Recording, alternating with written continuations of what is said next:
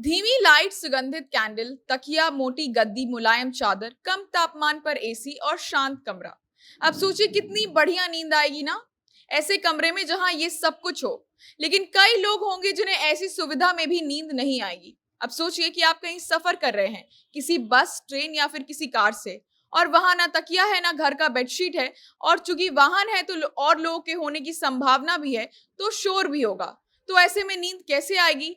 वाहन चूंकि चल रही है तो स्थायी भी नहीं है, फिर चलते वाहन में नींद कैसे आएगी?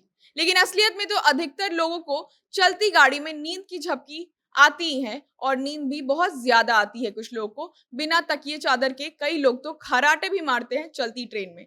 क्या आप जानते हैं कि चलती ट्रेन में या गाड़ी में या बस में किसी भी समय कितने भी लोग उस वाहन में हो, अधिकांश लोगों को नींद क्यों आती है? क्या कारण है चलती ट्रेन में नींद आने का? बताएंगे आपको, लेकिन उससे पहले नमस्कार, मेरा नाम है शांभवी शर्मा। आप जनता जंक्शन का स्पेशल सेगमेंट क्या आप जानते हैं देख रहे हैं। आमतौर पर अगर आप कमरे में सोए हैं तो अक्सर आपके आसपास किसी भी तरीके का शोर आपकी नींद तोड़ देता है। लेकिन वही अगर आप ट्रेन में सफर कर रहे होते हैं तो एक समय के बाद भले ही आप चेयर कार पर ही क्यों ना बैठे हो, आपको नींद जरूर आती है। अब नींद गहरी आए या नहीं, पलक जरूर झपकती है। मतलब मान लीजिए कि मीठी नींद जरूर आती है चलती वाहन में एक समय के बाद सभी लोगों को।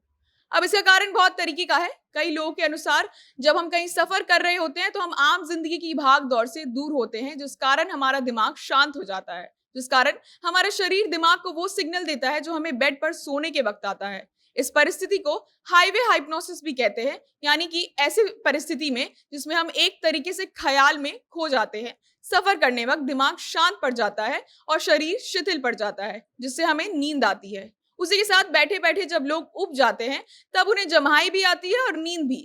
इसीलिए कई बार लोग कहते हैं कि जो इंसान गाड़ी चला रहा है उससे बात करते रहो ताकि उसे नींद ना आए। उसी के साथ ये भी कहा जाता है कि जब खुली वाहन से इंसान यात्रा कर रहा होता है तब उसके चेहरे पर ठंडी हवा पड़ती है, जिस कारण उसे नींद आती है। इसको आप ऐसे समझ सकते हैं कि जब हमारे चेहरे पर पंखे की ठंडी हवा पड़ती है और हम स्थिर मुद्रा में रहते हैं तब हमें नींद आती है। अब एक और बहुमुख्य साइंटिफिक कारण है चलती हुई वाहन पर नींद आने का, जिसे रॉकिंग सेंसेशन कहते हैं। जैसे अगर कोई बच्चा छोटा होता है तो उसे सुलाने के लिए पालना खरीदा जाता है ताकि उसे झूला झुलाकर उसे उसी में सुलाया जाए। यहाँ तक कि जब बच्चा रोता है तब भी उसे गोद में लेकर लोग उसे झुलाते हैं, दाईं और बाईं तरफ या फिर आगे और पीछे की ओर, जिसमें भी वो बच्चा कंफर्टेबल हो। जब बच्चे का शरीर हल्का हल्का हिलता है तब उसे नींद आ जाती है, और ये लगभग हर बच्चे को शांत कर देता है, उसे सुलाने में काम आता है। अब इसी के तर्ज पर अगर आप समझेंगे तो रॉकिंग मूवमेंट वो प्रक्रिया होती है जब आपका शरीर धीरे धीरे एक ही फ्लो में हिलते रहता है।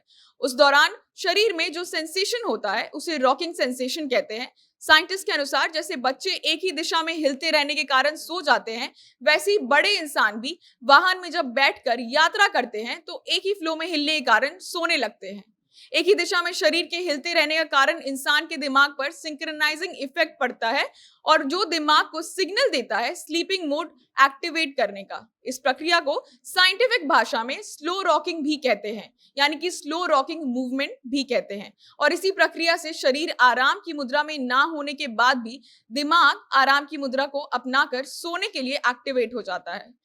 इसी के साथ रिसर्च में ये भी पता चला कि गाड़ी में एक धीमी आवाज होती है जिसे व्हाइट नॉइस कहते हैं साइंटिस्ट, जो एक ऐसी ध्वनि होती है जो कुछ ऐसी होती है जैसे बच्चों को सुनाई देती है या सुनाई जाती है सोने के लिए। ये कहीं ना कहीं किसी इंजन के समान की होती है ध्वनि। इंजन में जो ध्वनि होती है उसे व्हाइट नॉइस कहा जाता है, और उसी के कारण रॉकिंग सेंसेशन होता है। इस बात को सिद्ध करने के लिए कुछ साइंटिस्ट ने एक रिसर्च किया। रॉकिंग सेंसेशन को सिद्ध करने के लिए एक प्रक्रिया कुछ लोगों को पर की गई, जिसमें कई लोगों को बेड पर लिटाया गया, उनके बिस्तर को एक दिशा में हिलाया गया। जिनका बिस्तर लगातार हिला उन्हें जल्दी नींद आ गई उन लोगों की तुलना में जिनका बिस्तर स्थिर था और जो लोग वास्तविकता में सिर्फ आम तरीके से लेटे हुए थे।